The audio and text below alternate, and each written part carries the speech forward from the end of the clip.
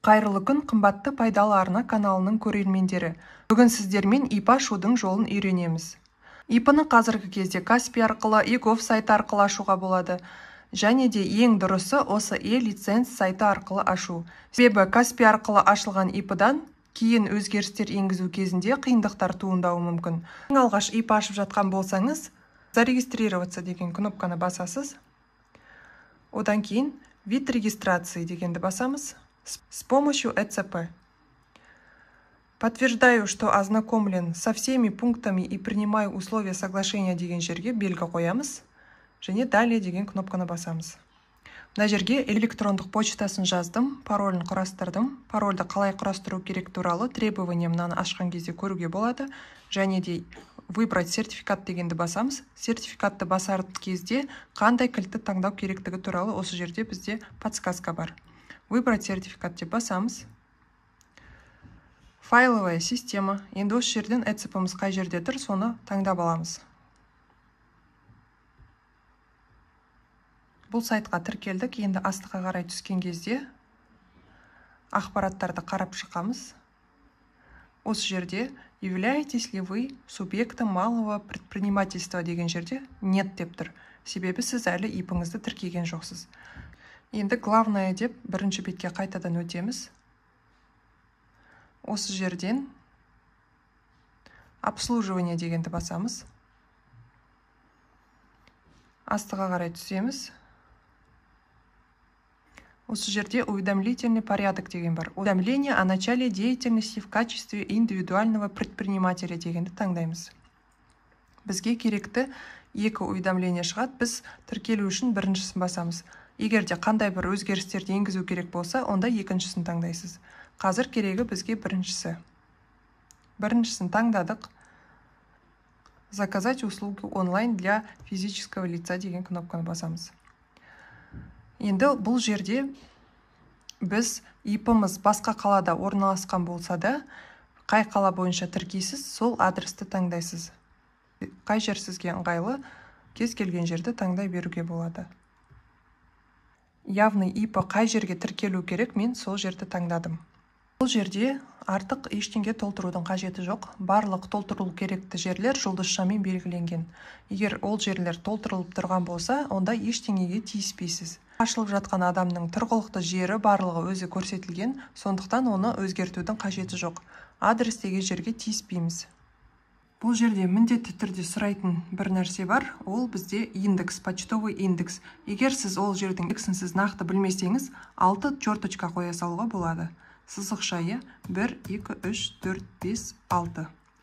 Міне жаңағы қызыл болып тұрған нәрсе кетіп қалды. Міндетті түрде телефон номерін толтырамыз, себебі бұл жерде звездочка тұр. Және на жерде запрос в орган государственных доходов деген жерге отправить деген кнопканы басамыз. Регистрация ИП возможно дейді. Явно ешқандай қиындық туындамауы керек. Енді далее деген кнопканы басамыз.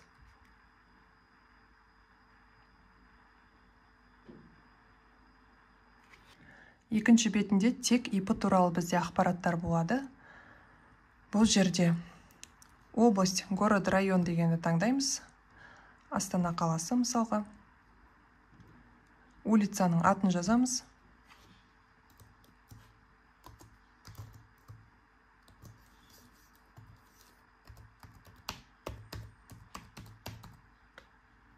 Номер дома. Квартираны жазу міндетті емес.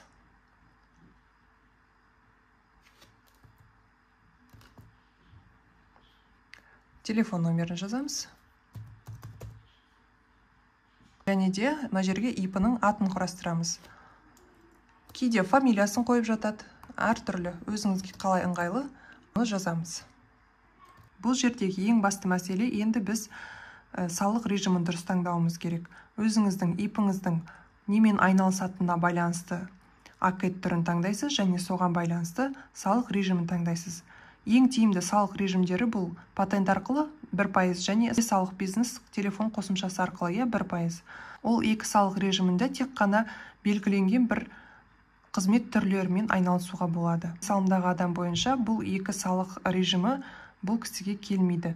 Бұл себепті біз упрощенный салық режимін таңдаймыз. Бұл салық режимінде 3% салық болады, және де сіз жылына 2 рет отчет тапсырасыз, бірінші жарты жылдыққа және екінші жарты жылдыққа.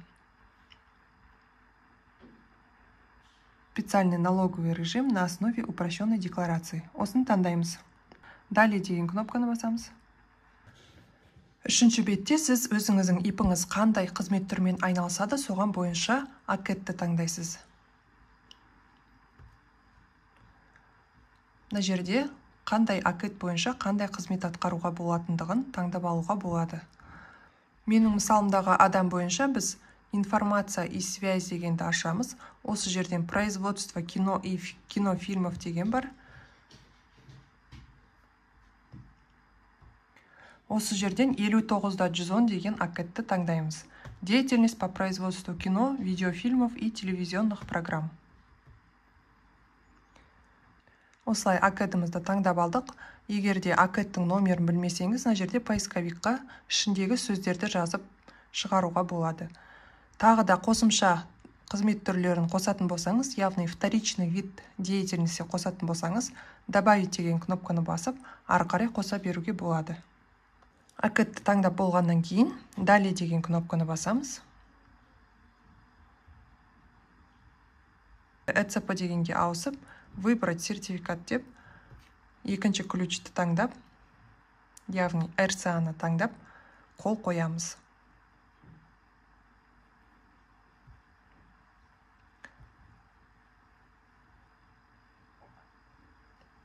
Қол қойылғаннан кейін осындай анкета шығуы мүмкін.